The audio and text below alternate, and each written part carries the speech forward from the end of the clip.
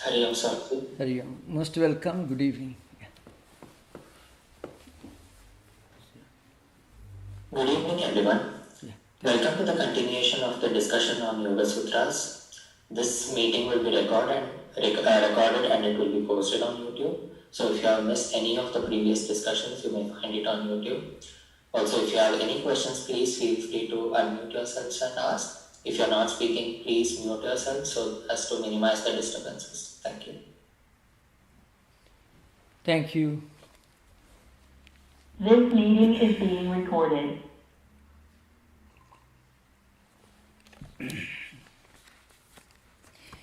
Yogena chittasya padena vacham malam sharirasya cha vaitikena yopakuruttam pravaram muninam patanjalim pranchaliranatosmi stuve patanjalim vyasam shankaram cha munitrayam katra sutrasya bhashyasya kramad vivaranasya cha.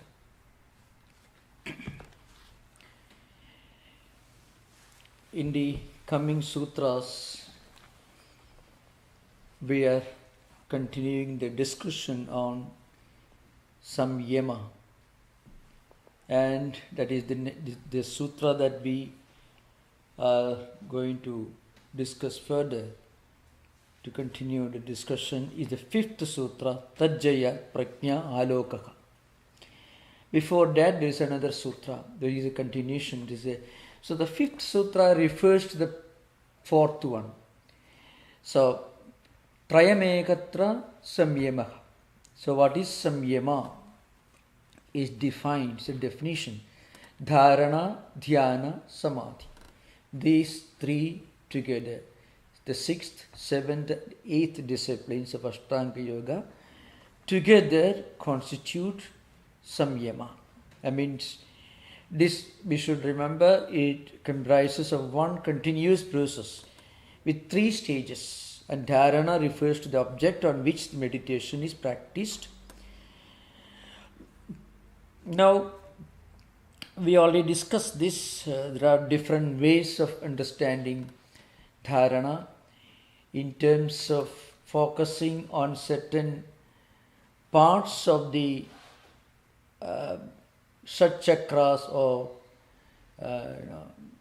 sometimes called Sapta chakras, like in Muladhara, Swadhisthana, Manipura, Anahata, Visuddha, Ajna and Sakasrara. So this is one interpretation. These are the seven levels of consciousness. And when you reach the highest degree of elevation, the highest level of pure consciousness, it is called prajna. And that will be discussed in the next sutra. Now, we have to remember here about a few things, a few important points about Samadhi. So, Samadhi is divided into two: Samprajnata Samadhi and Asamprajnata Samadhi, according to Patanjali's system. We should remember, even the Asamprajnata Samadhi, or what we call Nirbija Samadhi, the highest Samadhi in the yoga system, it only takes you to the highest degree of spiritual fitness for attaining the supreme Advaitic enlightenment. That is the Vedantic view. But Patanjali doesn't go that far. So, Samprajnata and Asamprajnata. Samprajnata is sometimes called Sabija, and Asamprajnata is called Nirbija. The reason is, Samprajnata Samadhi is meditation in which an object becomes the focus. Now, meditation without an object as a focus is called Asamprajnata. It's called Nirbija. It doesn't have a seed, which is the higher form of Samadhi. And sometimes you find there are two Samadhis mentioned. We will discuss in the coming sessions: Savitarka and Nirvitarka. Savitarka is an object in focus, in meditation, where there is an object in focus. It is called Savitarka. This only as a prelude to what we are going to discuss further. We are not going to discuss the Samprajnada Samadhis in this session today. It will come later. Because Patanjali himself makes a very profound observation in the Sixth Sutra, which should be always kept in mind whenever we take to yoga, whenever we take to spiritual life. And that sutra is Tasya Bhumishu Viniyogaka. What it means is Samyama should be practiced only gradually, not all of a sudden. And this is a very important principle in spiritual life. It has got a far-reaching implication. In fact, very often the traditional ancient Gurukula schools where they used to teach all these in its applied form also, not only the sutras and the bhashyas. This was the central guiding point, which is also important even in Hatha Yoga. Tasya Bhumishu Viniyogaka. What this sutra says is, this samyama should be applied to the various planes or stages of spiritual experience. There is a reason why I am jumping into the Sixth Sutra here. Because that's a very important guideline. This is a kind of umbrella sutras. It is in a way applicable not only to yoga but also to devotional practices. If you are praying, if you are reciting the holy name, if you are reading holy scriptures on a regular basis as a great spiritual discipline, then also this is very, very, very important. That is Tasya Bhumishu Viniyogaka. So any kind of concentrated practice of any spiritual discipline should be taken up only gradually. What it means is, we should first of all get fully established on stage number 1 before we aspire to reach stage number 2. In fact, Yoga Bhashya Vartikam, Vijnana Bhikshu, in that Yoga Bhashya Vartikam, Vijnana Bhikshu makes some very powerful illustrations, like climbing the steps in a ladder, or the lessons that an archer receives from his instructor. All that we are going to read right now. It has got a very great relevance. So you find it is said, and I am not exaggerating, I read it on some very reliable sources, that in some of our important medical institutions in India, where they specialize on psychiatry, about 15% of the patients during certain years consisted of people who are practicing yoga or meditation the wrong way. Now this is something which I read. I cannot really mention the name of the institution because I'm not discussing the subject in India. In India nobody bothers. They will appreciate if you mention their name. But here they may go to court. So I don't want to do that, That's a problem. In India you can mention somebody, they will be rather appreciated. They won't bother. But here we have to be careful. So I'm not naming the medical institution, I'm not naming the authorities. Because meditation, concentration, extreme focus on any discipline that involves mind is very, very sensitive, very delicate. And it should be done properly, it should be done slowly. Even in medical science, other areas of engineering, in any area, there is a pattern. There is a set of graded lessons that you have to follow. I will just read it from the commentary, that is Yoga Bhashya Vartika Vijnana Bhikshu. who has something very interesting to say about the problems of following spiritual disciplines in general. Not only yoga, but any spiritual discipline. How dangerous it is to follow one's own fanciful imaginations. I want to reach the quicker. I want to reach the early, faster. So I shall do more. Well, suppose you want to practice, you want to become a physical artist, you want to go to gymnasium and you want to do some physical exercises. You don't just start lifting a huge weight on day one unless you want to break your own hands. So the same thing. Now here, Vijnana Bhikshu says, Dhanudharadishu sthula vedyadi anantarameva sukshme vedadi darshanat. So what it means is, suppose you are learning archery, as in the case of an archer.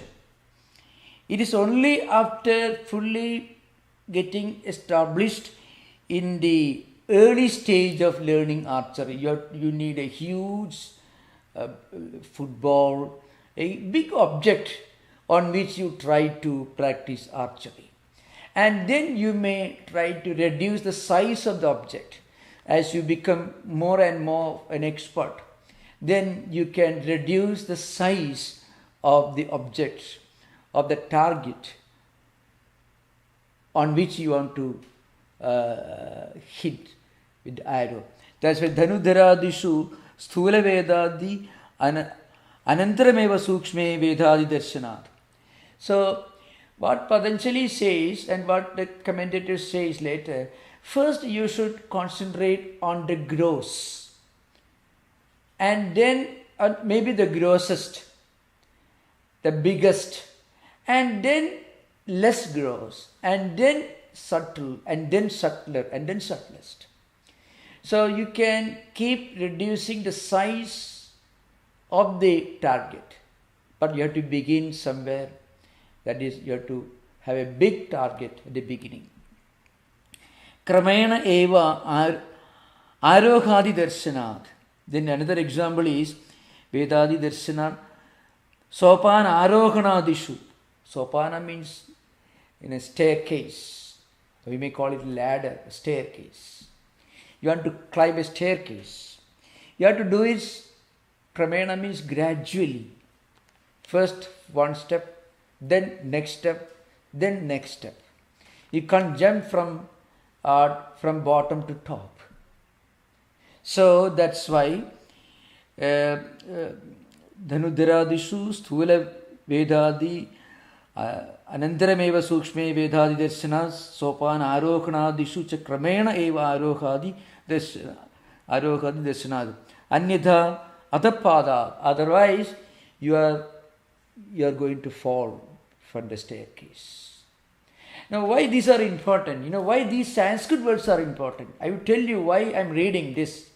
You have to remember, we are reading these words written by great practitioners of yoga who must have lived in the 2nd, 3rd century BC, and were practicing what we are reading right now.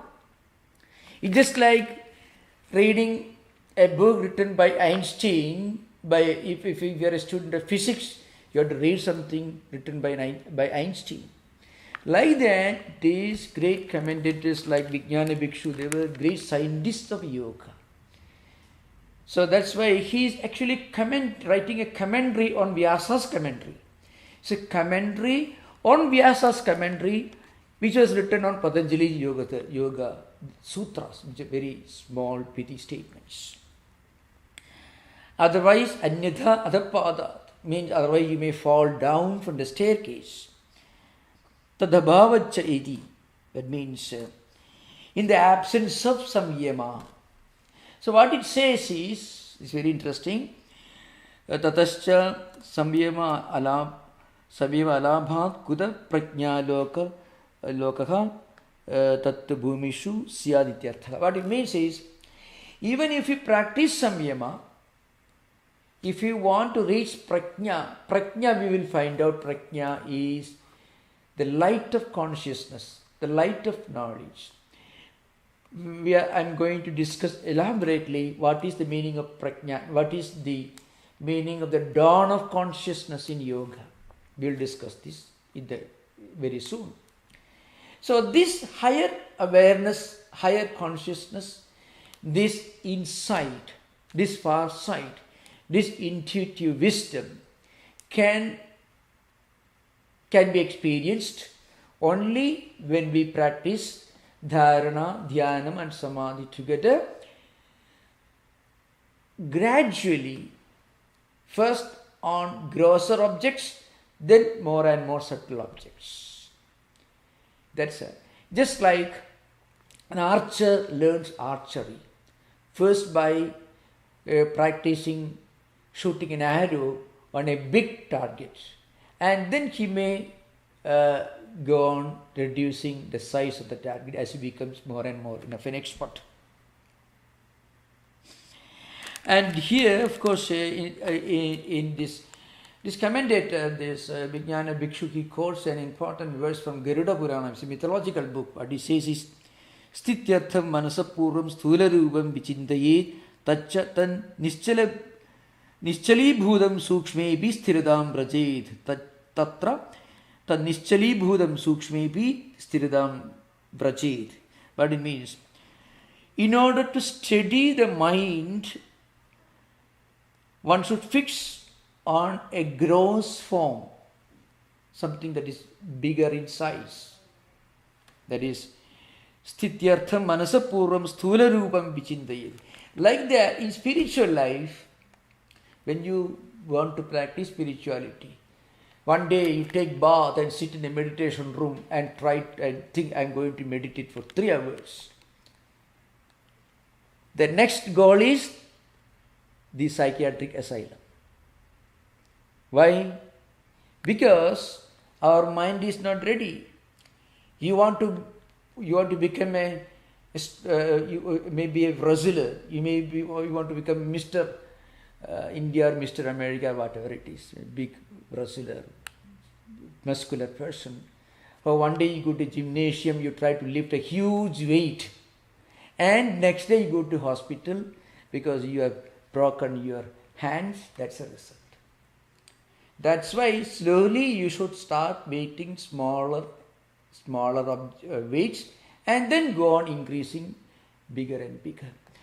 Like that, all spiritual practices should be done gradually. That's the importance of this, the implication of the statement, Tasya bhumishu. Bhumishu means in different levels, gradual, in an ascending order, going from gross to subtle. Just as students studying in schools. First class, first standard, second standard, third, fourth grade, fifth grade, sixth grade. Therefore, you have to begin with the kindergarten, of course. Now, this is an important lesson. Why we have mentioned this with special importance. And this is very important even in Hatha Yoga. One should not practice yogasanas, which may result in the elevation of consciousness. Sometimes there are books in which Siddhasana should be practiced only gradually in later stages. Sirsasana should be practiced only in later stages. Of course, I don't want to elaborate on the subject. So, the reason why I discussed this 6th sutra is, it is crucial. That should be always understood when we discuss Yoga Sutras. Now coming to 5th sutra, which is very prominent, which is very important sutra. Tajjayat prajnalokaha. What it means? By mastering that, light of knowledge comes to you. Light of knowledge here means pure consciousness, pure awareness. Aloka means light. Prajna means knowledge or higher consciousness, higher awareness. Now, what does it mean? There are different ways of interpreting this. In actual practical life, what it means is, you develop a unique kind of spiritual wisdom. That's what really happens. What you call a settled view, a mature view. Your words, your ideas, your behavior, everything will show a level of maturity. This maturity can be practiced, can be developed through some other means also. If you get training in diplomacy, if you become an expert negotiator, if you work in an airline staff, then also you learn. If you are a CEO of a company, then also you learn that. But there, the learning is at the superficial level, the behavioral level. The way you talk, act, speak, smile, interact, etc. But in our inner mind, we may not be enjoying the serenity, the wisdom, the maturity that we try to express in our conversation, in our interactions with others, in our words. But when this prajna actually comes to a spiritual seeker, he will be expressing this maturity, this insight, this intuitive wisdom in his everyday activities, but he will be experiencing it in his own inner self. And that is called, in later sutras, it becomes chitta prasada, means a unique kind of inner tranquility, peace and contentment. Many of the commentators and many of the later writers have tried to explain how this prajna, this higher wisdom, expresses itself in our everyday activity and life. And they frequently refer to the 30th Sutra of Samadhipada, which is Vyadhi, Sthana, Samsaya, Pramada, Alasya, Avirati, Bhranti Darshana, Alabdhabhumigatva, Anavasthitattvani, Chitta Vikshepaha, Te Antarayaha. This is the 30th Sutra. 31st one is Dukkha Daumanasya Angame Jayatva Shwasa Prashwasa Vikshepa Prasava Bhuvaha. This is the 31st Sutra. Now we will try to explain. In the 30th Sutra, 9 psychological problems or obstacles in spiritual life are listed in the 30th Sutra. That is disease, physical disease, mental disease, languor. That is some kind of illness, mental illness, indecision, doubt, not being able to take a decision, carelessness, a casual approach to things. All these are some of the obstacles that a spiritual seeker will have to face. At some point, we may lose a sense of seriousness. At the beginning, we are very serious. No, I want to meditate. I want to do certain things. And then, after traveling some distance, slowly the enthusiasm goes away. It disappears altogether sometimes. And self-doubt, skepticism, it's called indecision, laziness, sloth, alasya, and sensuality sometimes, and this is another problem. This happens to certain people. If you read the lives of many spiritual aspirants, not just some interesting examples, they begin spiritual life with all seriousness, sincerity, honesty, dedication. So they have traveled some distance. The pendulum has moved to the left, that is the right direction, to give an example. And then suddenly the pendulum moves in the opposite direction with extreme force. This happens. So this also can happen. They are called antarayas in Yoga Sutra. language. Means obstacles, psychological obstacles. Some of them also can be called physical obstacles, like physical disease, which again may be the result of wrong practices, extreme enthusiasm. The people who have taken to yogasana without a teacher, without formal instruction, suddenly practicing sirsasana for a long time, terrible day, very dangerous. Pranayama for a long time, very dangerous. So all these things happen. And then you know what happens? After doing this, suddenly a total indifference. The mind moves the opposite direction. And a mistaken notion, wrong ideas, wrong perceptions. Sometimes you feel that you are not actually getting things right. Instability.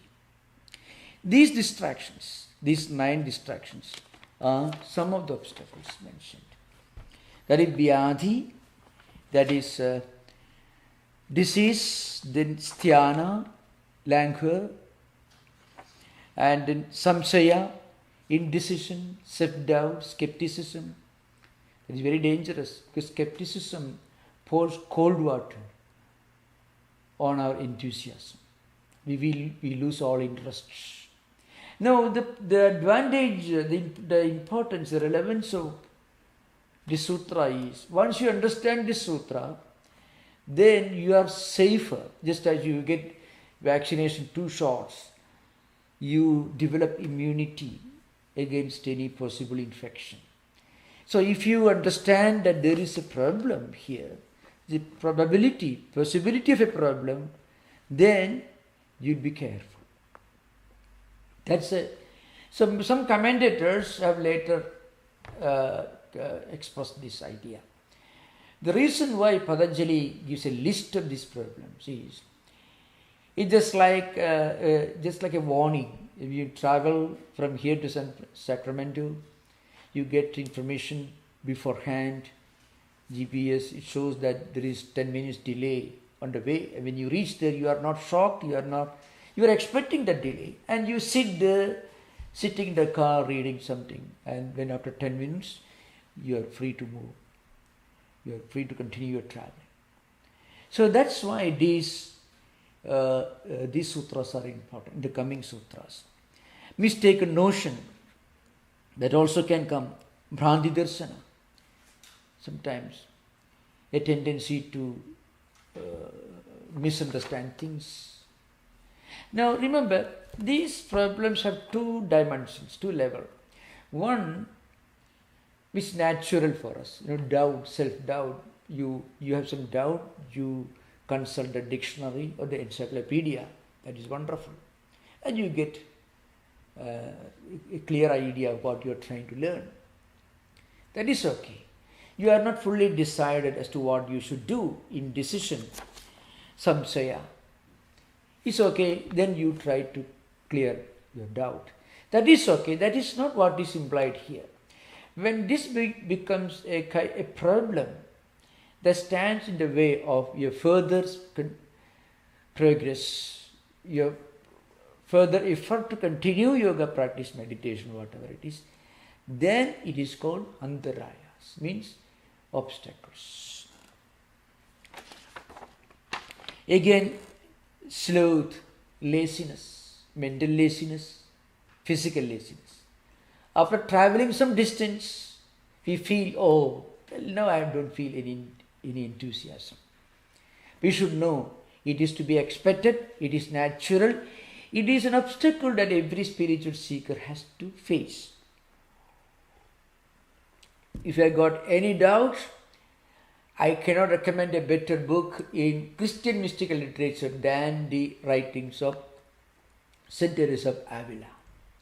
She herself actually anticipates. Of course, she puts the whole thing on, blames the devil, Satan, for the whole problem. But Patanjali says it is our own mind playing tricks with us. That's the only difference. Indecision, lack of enthusiasm, not being able to take a decision, and so on. And then, of course, sensuality. That is all. That also is a problem, which sometimes, again, it could be the result of trying to go too fast. The pendulum, you move one direction, it moves the opposite direction. So you should be slow and gradual. That's why I took the earlier sutra, the earlier sutra which I mentioned earlier, Tasya Bhumishu Viniyogaka. Tasya Viniyogaka Bhumishu, that's the meaning. Viniyoga means application, practice, implementation. Should be in gradual stages. That's the meaning of this sutra, that is sixth sutra that we discussed earlier. And then instability, not being stable. These are some, of course, there are very interesting discussions on these problems in the writings of different commentators. According to, for example, Bhoja Vritti and Rajamartanda. Bhoja was a great king actually. He is the only great emperor who is also a great commentator on Yoga Sutras, King Bhoja. He wrote Rajamartanda and also Bhoja Vritti. So he says, Dhadu Vaishyamya Nimitte Jvaradi. That is, he says. He gives an explanation here. Here Vyadhi means disease, could mean, according to Ayurveda, the Dhadu Vaishamya. There is an imbalance in the metabolic system. And then there can be sthyana, akarmanyada chittasya. This is very famous. Akarmanyada means not being able to really act, to work. This happens. Yeah, you take a decision. I will meditate, or I shall practice certain disciplines. At that moment, mind doesn't cooperate. Somehow, as if there's an invisible wall in front of you. So that's called sthyana. Samsaya. Samsaya is also, inability to decide what is true. Means Abhayokti Pratyavijnata means you are not able to decide what is to be done, what is not to be done, and so on. Vacillation. Alasya means dullness. Aviradi, instability. Inability to give up pleasure. Clinging to what is eye-catching, what is enjoyable to the senses. Avirati means you are not able to stick to your ideal because of these problems. So now, Alabdha Bhumigata means inability to attain higher plane. It means, the point is, when we have doubt, indecision, sloth, and a tendency to misinterpret things, and when you are not able to continue, then what happens, you feel that you are not able to attain something. Sometimes this is also interpreted differently. You have really made progress, but you feel you have not made any progress. This is also another problem. This also you find in the writings of, surprisingly, how universal, how scientific and how rational and how psychological these ideas, psychologically very scientific and rational these ideas are. If you want any proof, you can always read the writings, especially the autobiographical writings of Saint Teresa of Avila and other writers in Christian mysticism. Of course, there are huge sources in Sanskrit language, hugely big literature on these subjects. These ideas are being expressed in Chandilya Bhakti Sutras, Narada Bhakti Sutras, and many contexts in the Bhagavata Purana, giving illustrations from the lives of kings and saints and sages who went through all these obstacles and how they survived because of their steadfast devotion to God. All these stories are there in many books in all written in Sanskrit language, but you can also find similar striking illustrations in the Christian mystical literature as well.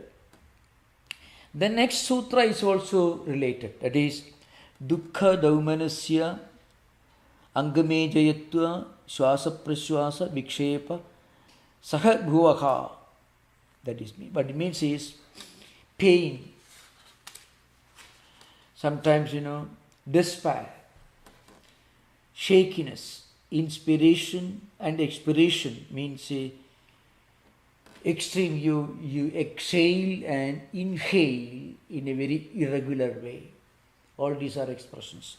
In fact, these are all external manifestations of the 9 distractions that we discussed in the earlier sutra. In sutra number 30, 9 obstacles are mentioned, distractions are mentioned, psychological and some of them physical distractions like Vyadhi mentioned here in the 30th sutra. Of course, this is in Samadhi Pada, please remember. This is the Samadhi Pada, not in Vibhuti Pada. So you can listen, you can refer later. In the next 31st sutra, the physical or external manifestations of these internal distractions are listed here. That is pain, despair, shakiness, Angame Jayatva. Then sometimes, many of them of course are associated with different kinds of psychological problems, but they're all implied here. Now, why psychology is related to spirituality? I should say something about this. It's very important. Why Patanjali talking about spirituality is talking like a psychiatrist or psychologist?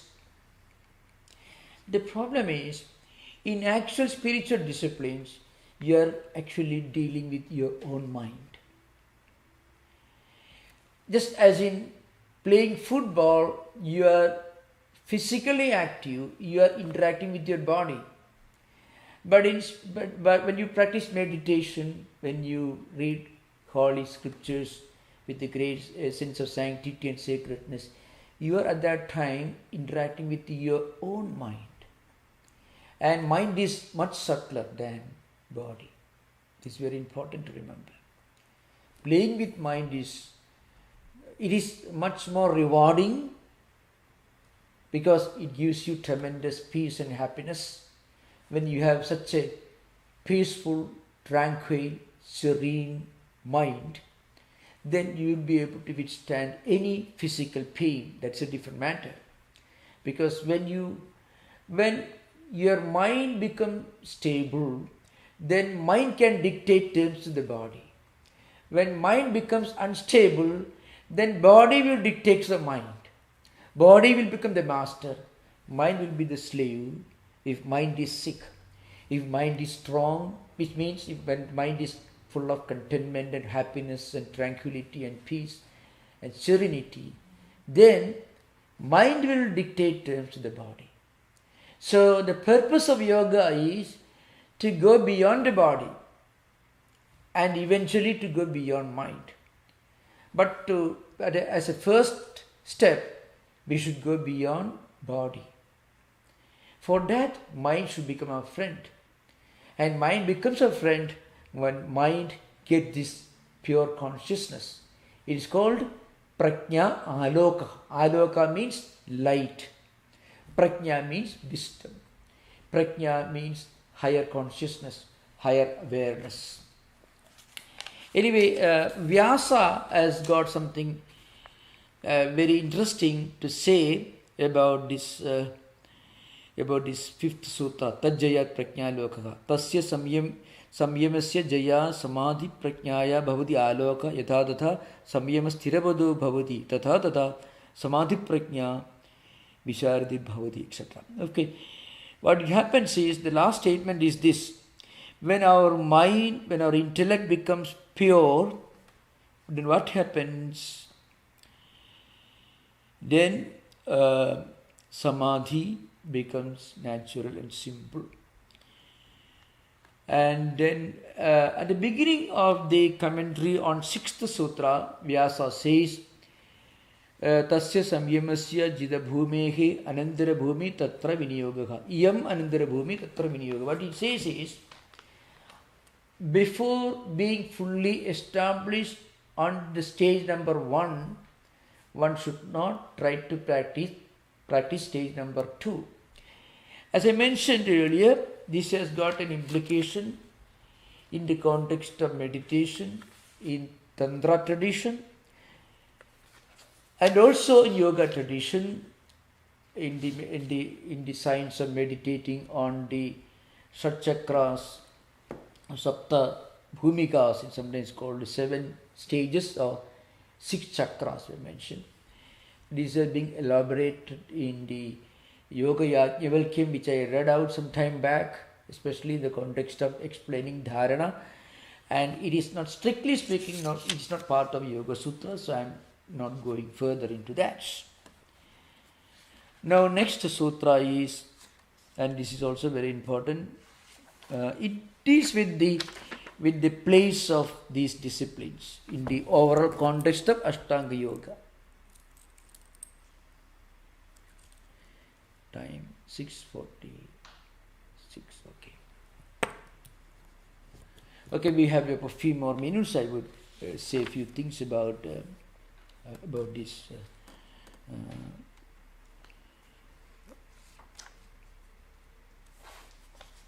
Seventh sutra, that is Trayam Antarangam Purvebhya, that is a sutra. What it means is, now what it says is essentially Dharana, Dhyanam and Samadhi, the 6th, 7th and 8th stages, they can be called direct means for Samprajnata Samadhi, which I already mentioned at the beginning.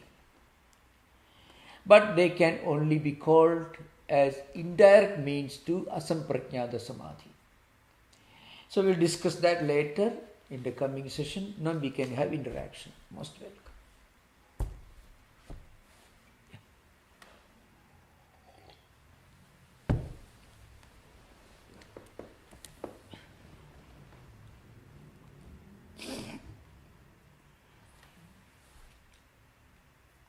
Go ahead, Sriram. In the last lecture, you mentioned that we can only practice dharana, concentration, and then dhyana and samadhi will happen as a matter of course if the earlier pancha angas are taken care of. Yeah. Now the question is, at the seat of dharana, which of the angas applies? Clearly, yamas and niyamas are part of right living, which needs to be taken care of beforehand. Asana needs to be practiced so that you can maintain a sthira sukham asana. But the pranayama is known to be breath is known to be a handle on the mind. Therefore, the application of pranayama at the seat of dharana is also relevant. Can you guide us a little bit on the application I should try to explain. of pranayama, especially kumbhakas? I should try to explain. Now, in the Patanjali system, the original Patanjali system, he doesn't mention different forms of pranayamas, which are current, which are now popular, which are taught in many yoga centers. Those practices must have been later developments, mostly by the great saints and sages who wrote books on yoga later, like this Gheranda Samhita, Hatha Yoga Pradipika, even Yoga Yajnavalkya. Technically, Yajnavalkya belongs to the Vedic times. So there must have been some practices prevalent among certain groups in India. But the book that we now get at Yoga Yajnavalkya, which actually gives an elaborate descriptions of different pranayama methods and practices, that book must have been of much later origin. So pranayama, different forms of pranayama practices which are current, which are popular these days, were not actually implied by Patanjali in his Yoga Sutras. Patanjali actually mentions only kumbhaka. That is also as a tool, as a help to practice pratyahara and dharana later. So you should be able to sit for a long time with in a stable, effortless manner.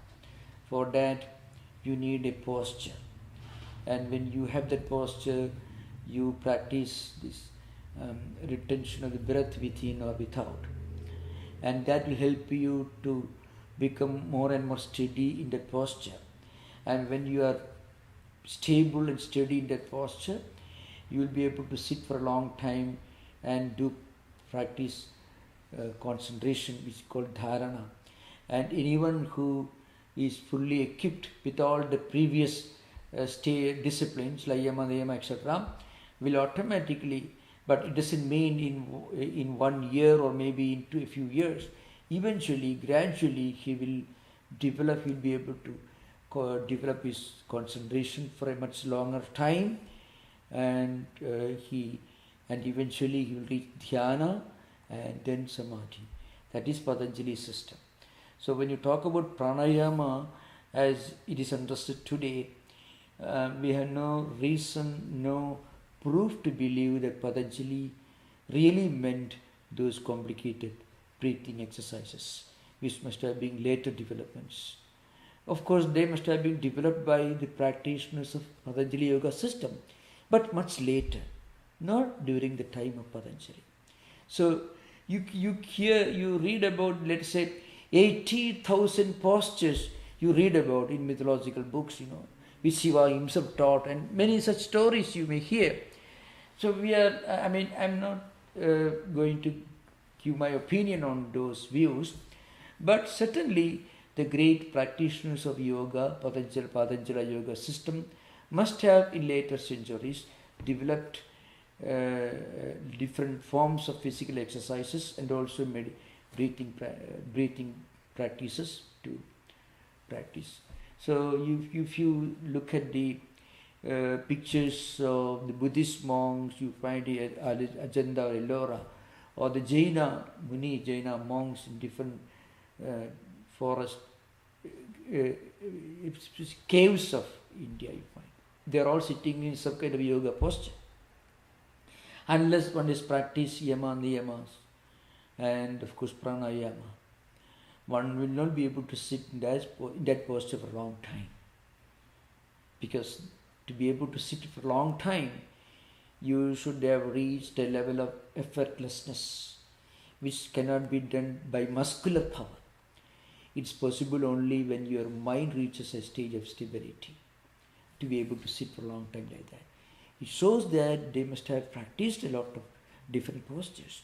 But Patanjali himself doesn't refer to those postures. That's the only explanation we can give.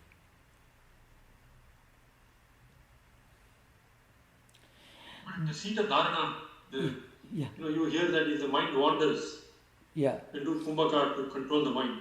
So in terms of concrete suggestions.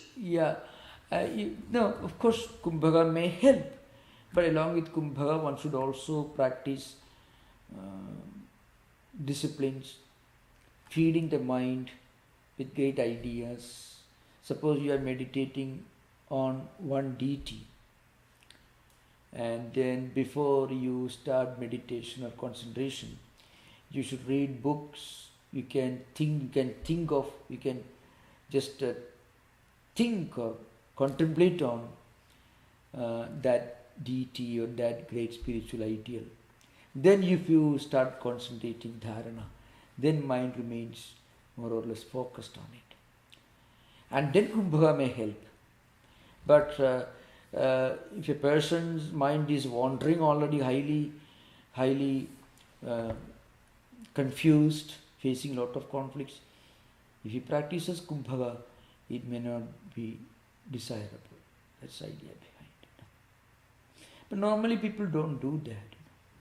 They do. When if somebody practices all this with great enthusiasm, just a physical level, for a long time, it can perhaps sometimes can create complications. But when you do puja, pranayama is part of puja. I don't think they are following Patanjali. It is part of a ritual, one of the, the prana shuddhi, things like that. That's a different thing. So the pranayama practices that we read about today may not have originated with Patanjali. In fact, in the definition of pranayama, it's obvious that Patanjali is only implying kumbhaka. I can remind you about that sutra, just if you wait for a minute. Yeah.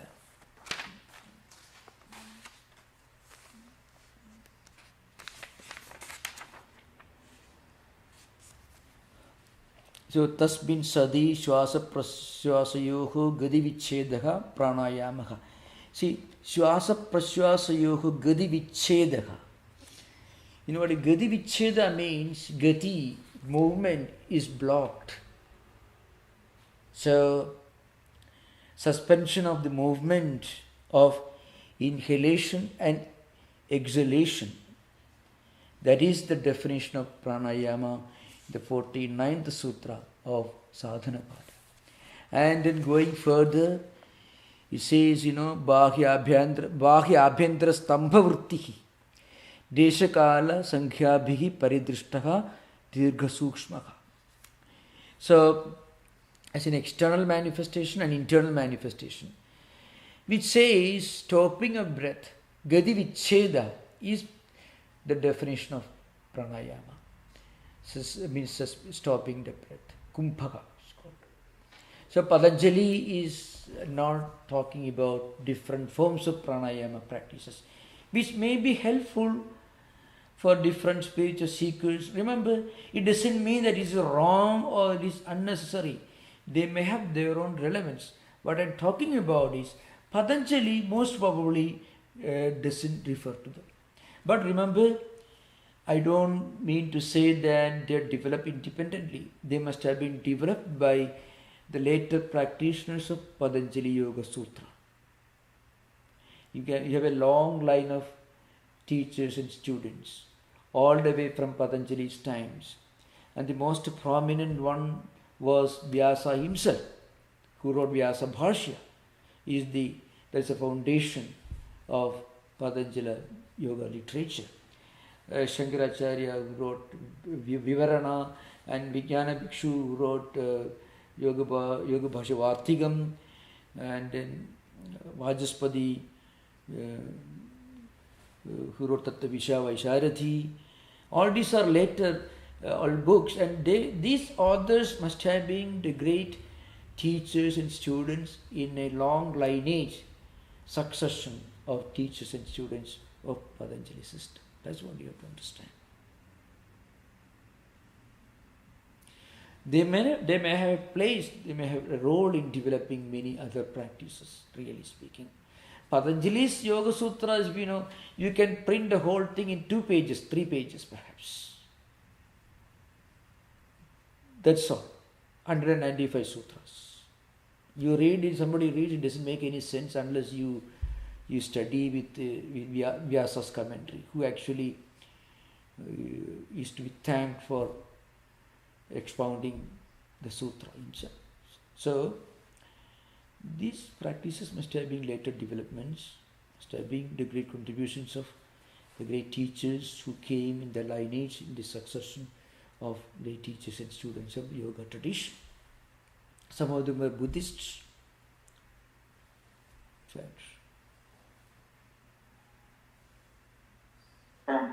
So my question is regarding same time. Yeah. So I've been practicing Kapalbhati and Anulom Vilom for a few years now, and has a made benefit on allergies and other aspects. So I was also curious, since started listening to this pranayama and it can create issues. Do you think I should stop doing it? I basically learned from my parents. So no. I won't ask you to stop what you're doing. Absolutely no, because I'm not an authority on those subjects. Remember, I am a teacher. You may call a student, lifelong student of Indian philosophy and scriptures, and I had to teach. I had to study in the early days.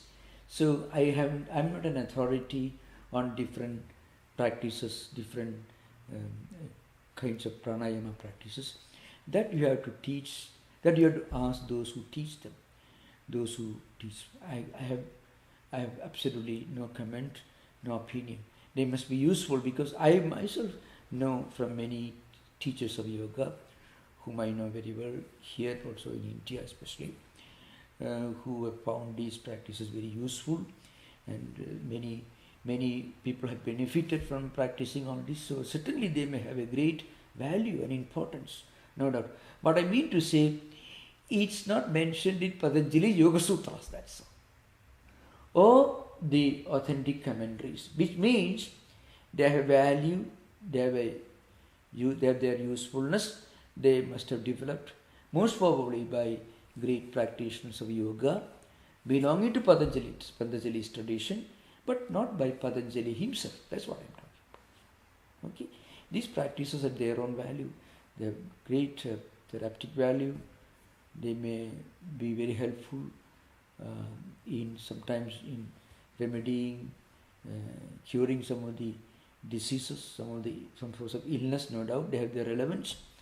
So I would rather encourage you to continue what you are doing. I won't discourage you. No, that's okay. Thank you for the question. Thank you. Thank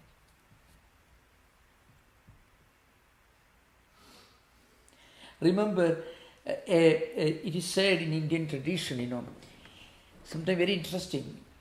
If you ask a great Indian scholar belonging to the ancient tradition, he will never give an opinion on a subject in which he is not an authority.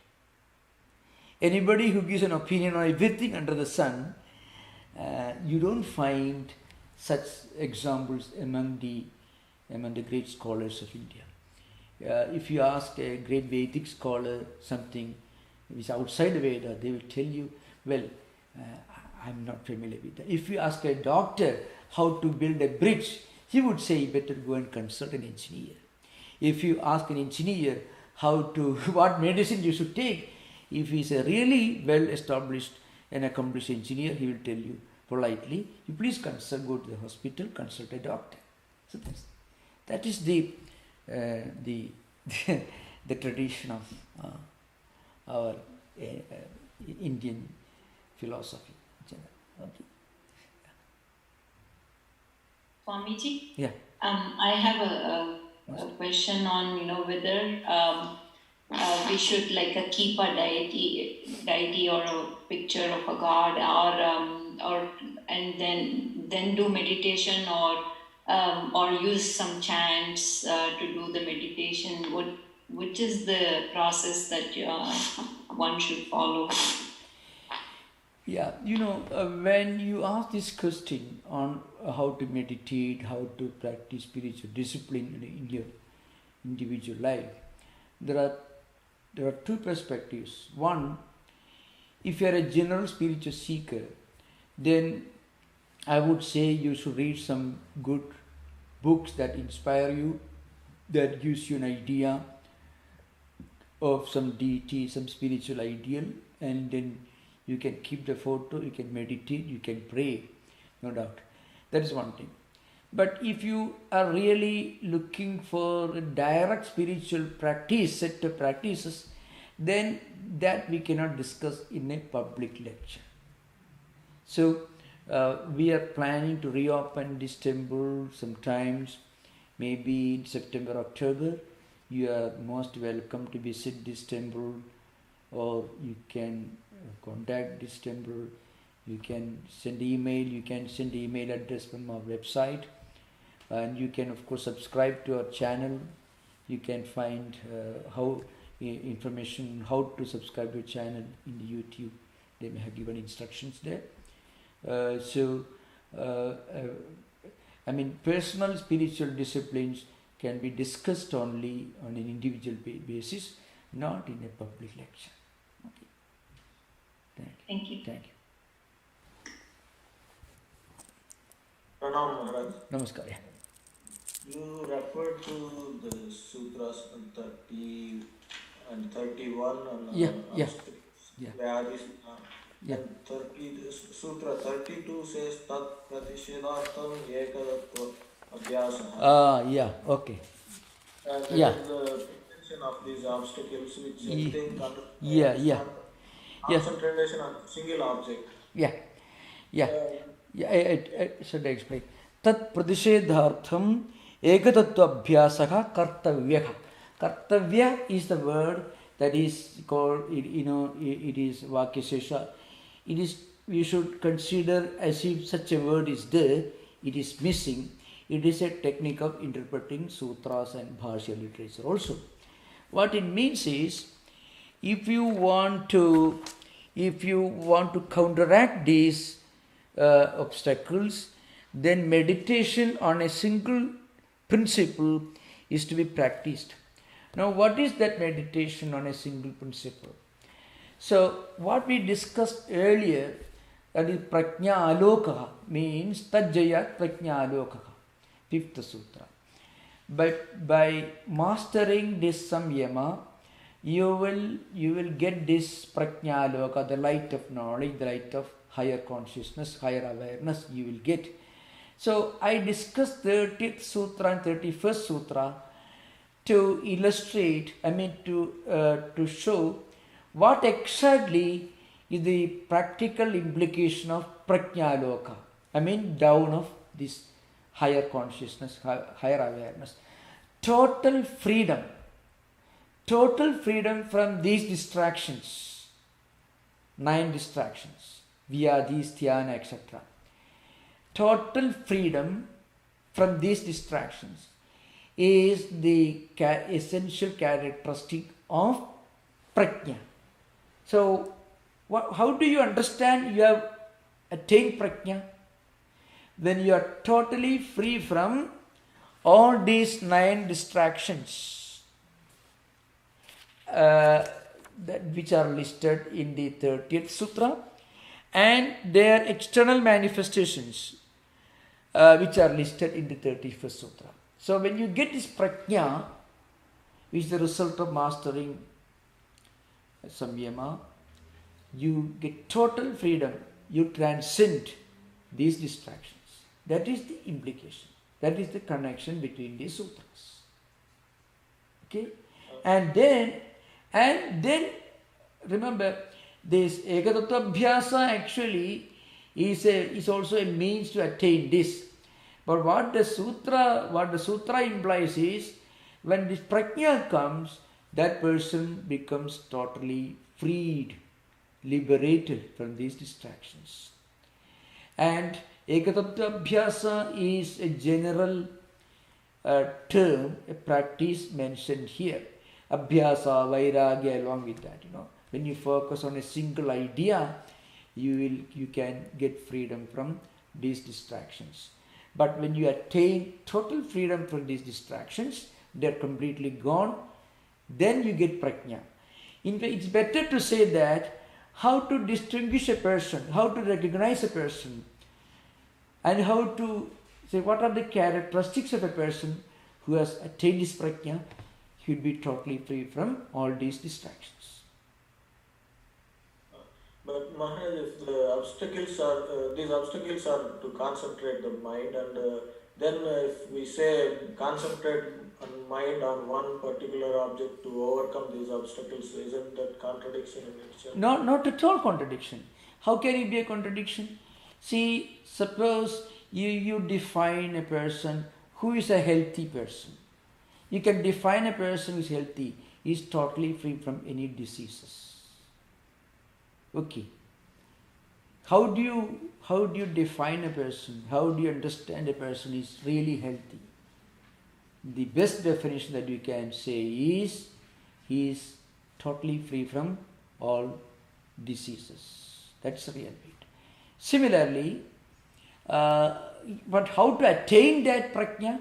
There are different practices. Ekadattva abhyasa is also one.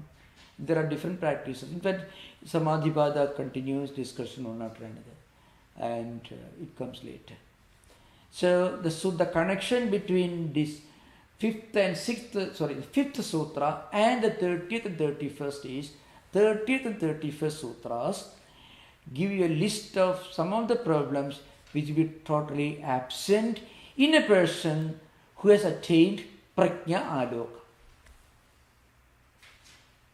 And when you read the sutra, you will understand. Thank you. Yeah, there are certain sutras which are interrelated, not all sutras.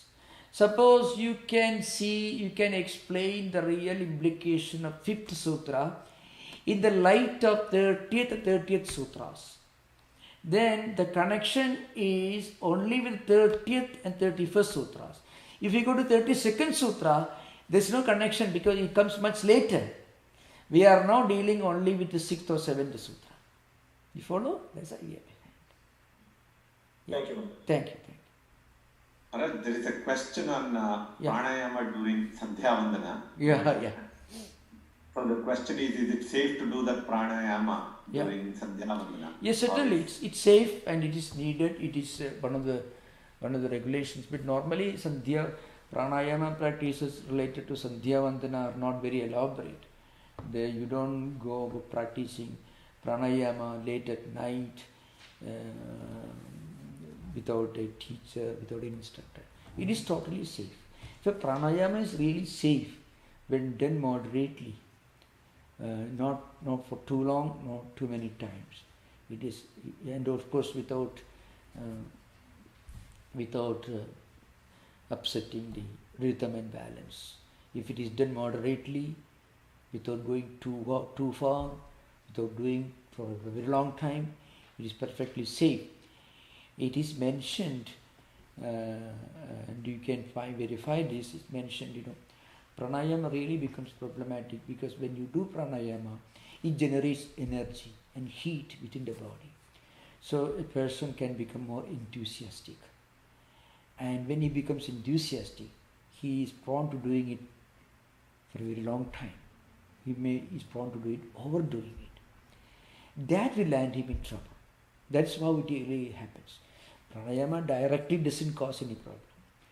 But because it generates energy and enthusiasm and a feeling of lightness, and then, if it has got so much of benefit, then I shall do more. I shall get it more, Adhigasya adhyam bhalam means. So, it becomes a trap. Not for everyone, but for those who are not familiar with these problems, who have no contact with the teacher, who just watch some YouTube or something and then practice it, then goes crazy. For that, pranayama is not responsible. So that's why. That is true in everything. I gave the example of weightlifting. You have to go to an instructor to get some fundamental lessons. If you learn swimming, if you do anything for that matter, singing, So whatever you learn, you need some instruction, some training. So that's an important thing to know. Any internet source may also help, but it also can give you some instructions. You should be moderate. You should do gradually. No problem. This idea behind. Yoga is very scientific, very rational. There is absolutely nothing occult, nothing secretive. Pure science. That's the greatness of yoga system. And also Vedanta. So thank you for the wonderful questions and very enthusiastic discussions. Thank you. Please remember, we are planning to reopen our temple sometime in September, October. And right now, we are still closed. So when we reopen the temple, you get information on our website, savedanta.org. You get information. You are most welcome to visit Vedanta Society Temple. It is 2323 Valio Street, San Francisco. We have Sunday lectures, Friday classes in the evening, Bhagavad Gita classes 7:30 to 8:30. Even now we have all these programs online. Bhagavad Gita classes at 7:30 every Friday evening, and Yoga Sutra 6 o'clock right now. And every Sunday we have Sunday lectures 11 to 12. So you can attend these programs. You can also subscribe to our channel. Most welcome. Okay, thank you. Namaskar. Namaskar, Swamiji. Can I ask one question, please? Oh, yeah, please. Good evening and Namaskar, Swamiji. So today you explained ways to attaining the meditative state. You explained prajna. You also mentioned dharana and the yama niyama. Yeah. I had one question that the Bhagavad Gita has this particular very unique term for sthita prajna. Yeah. Is that connected to these different aspects you mentioned today? And if so, could you clarify that? Yeah. Sthita prajna, sthita prajna state is different. It is a higher state of a brahmajnani. So in the Bhagavad Gita, in the 2nd chapter, in the 55th verse, Arjuna is putting a question. He is asking, Sthita prajna se ka bhasha samadhistasya keshava sthitadikim prabhashida kim asida prajeda kim. What are the characteristics of a spiritually enlightened person? Simple question. And in answer to this question, in 18 verses, Lord Krishna gives a list of the characteristics of a spiritually illumined person, a spiritually enlightened person. And one important characteristic is his prajna will be sthita. So prajna here means chittam, mind, emotions, feelings, everything will be in a state of perfect balance and equilibrium. That is dukkeshu anuddiktamana, sukheshu vigadaspirha, vidaraga bhayakrodha sthitadhihi munihi uchyate. Like that continues. I don't have time to recite the entire 18 verses. So in these 18 verses, Lord Krishna says the characteristic of a spiritually enlightened person, he won't be enamored when something good happens, and he won't lose his mind, he won't be devastated when something unpleasant happens. His mind will be always in a state of perfect equilibrium and equanimity. Now, that is a natural state of a spiritually enlightened person. Of course, the prajna in the Bhagavad Gita context is really a brahmajnani. But prajna aloka, that state will be natural for such as the prajna. He doesn't have to struggle for this. This prajna aloka, the dawn of higher wisdom, higher knowledge, higher consciousness, it will be natural for such a person. That's the idea behind. So the prajna state is a much higher, it is the highest state of a spiritually enlightened person. Prajna loka here implies the higher wisdom dawns upon a person who practices samyama. And one important way to understand such a person who has got this prajna loka is that person will be totally free from all these 9 distractions and their external manifestations listed in the 30th and 31st Sutra Samadhi Pada. So that's an important point to remember. So the prajna is a much higher state. The other state is a way to reach that state. Follow? That's the idea behind. Thank you, Swami. Thank you. Thank you. Om Shanti Shanti Shanti Harihi Om Tat Sat. Sri Ramakrishna Arpanamastu.